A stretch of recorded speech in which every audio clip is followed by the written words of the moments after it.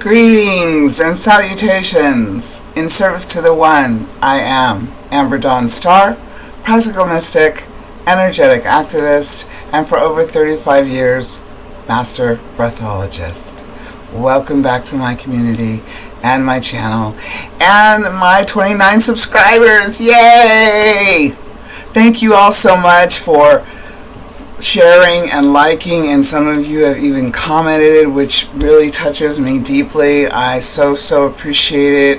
We all have to start somewhere. And I have started. I did start a while ago, but I'm really feeling the energy now a little more than I've ever felt. So I just wanted to tell you that thank you, and I appreciate you, and keep spreading the word. Well, today I got the nudge to do this video in regards to Friday the 13th. Whoa! Oh boy, does that have a lot of connotations to it that aren't so good. But the denotation of Friday the 13th goes back, several centuries to the 1100s, actually before, because some of the Christian traditions believe that there were 13 people at the Last Supper, Christ and 12 disciples, and I guess there's a lot of people in the Christian tradition that, don't want 13 people at their table because it's bad luck. So, I was doing my research today. I didn't know about that one, but I did know about the Knights Templar. And those were, this was in the 1118, okay, so this goes back a ways.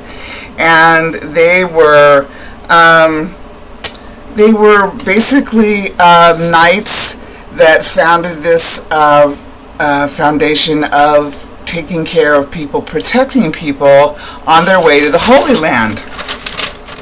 And they became one of the richest and most influential groups of the Middle Ages. Then, thanks to the lavish donations from the heads of Europe at the time that wanted to keep the people traveling to the Holy Land safe. And this was after the first crusade of the Holy Land. And so by the turn of the 14th century, they had estates and castles and churches and throughout, and banks throughout Western Europe. And it was that was actually going to undo them, because they were a monastic military order, and they were devoted to the protection of the pilgrims on their way to the Holy Land, following the Christian capture of Jerusalem after the First Crusade. And they became quickly the richest and most influential group of the Middle Ages.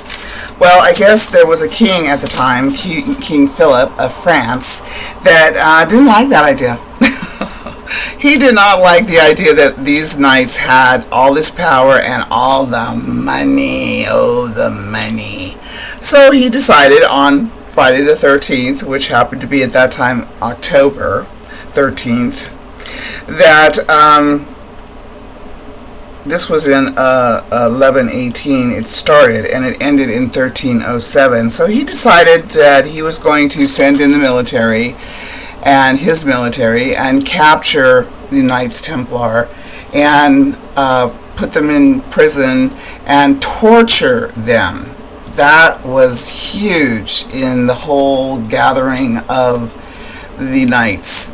The torture was, I'm not going to go into that, but it was pretty horrendous. And of course, because of that and being put in the prisons at the time, they basically were destroyed by this king. And they never came back. I mean, they had about, well, let's see, like 1118 to 1307. So they had, almost 200 years of gaining popularity. The people loved them because they protected them, especially the pilgrims on the way to the Holy Land. And they were very powerful order, so nobody messed with them because they knew how powerful they were. And it ended in about 1307. So the Friday the 13th, from them, they did not have a good Friday the 13th. No, they did not. They were captured. They were, like I said, terribly tortured, and things that I didn't even know existed, that was done to them, so that they would confess that they were terrible people and they were trying to overtake the king, and they were trying to overtake the government, which a lot of them, of course, when you're tortured as bad as they were, did confess to those horrible accusations, but they weren't true. They were just too powerful and too much money. So the reason that this is called, greed being their downfall in the time that they were about, was because it's still going on, right? I mean, look at the greed that has taken over our world. Not just our country in the United States, but our world is run by very few people, very few corporations, and they have all the power and they have all the money, and they are trying to ramrod all of us into doing exactly what they want, or they're going to come after us, as they have been, and torture us in ways that we deal with now, which is let's see, good example, the United States government and the military establishment just got about, $125 trillion for the defense budget. Meanwhile, the policies and the practices that are trying to feed the children, those are all, they're starving, literally. They are literally, the kids don't have enough money for lunches, and kids are going hungry at lunch because all the money has been taken to give to the military and not the people.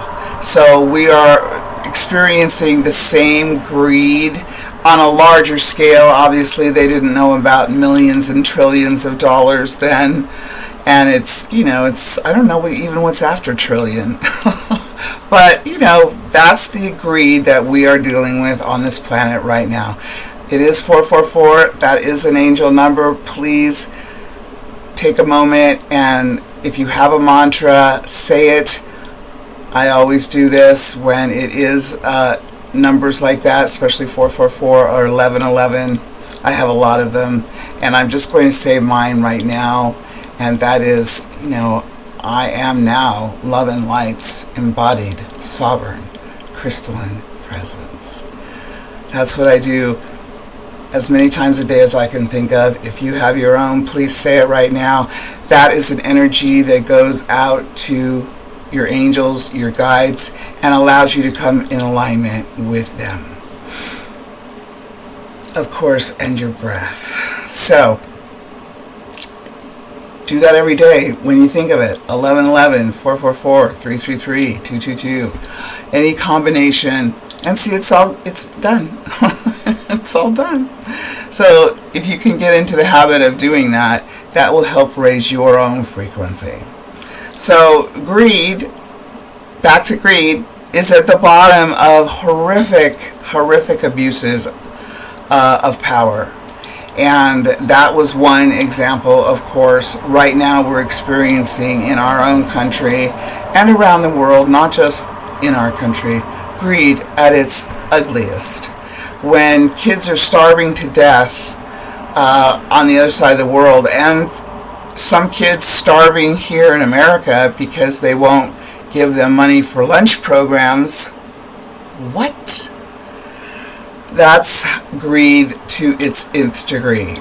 So it's important right now that all of us take a look and see where we are feeding the greed.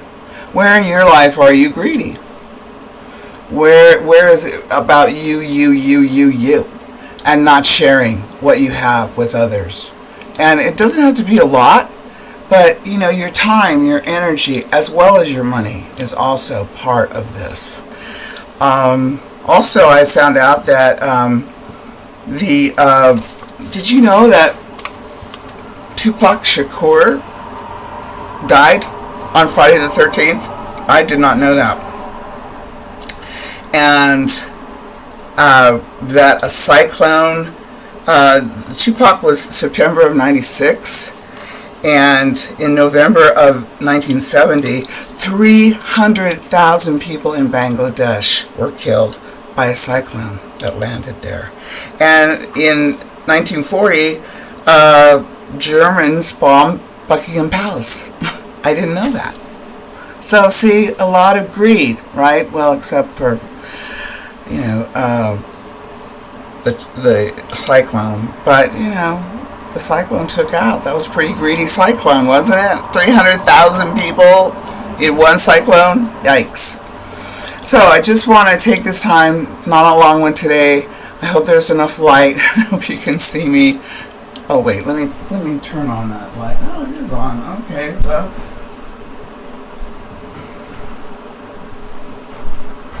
Let's make it a little brighter in here so you can actually see. Just notice in your life where you're being greedy and stop it. Just stop being greedy.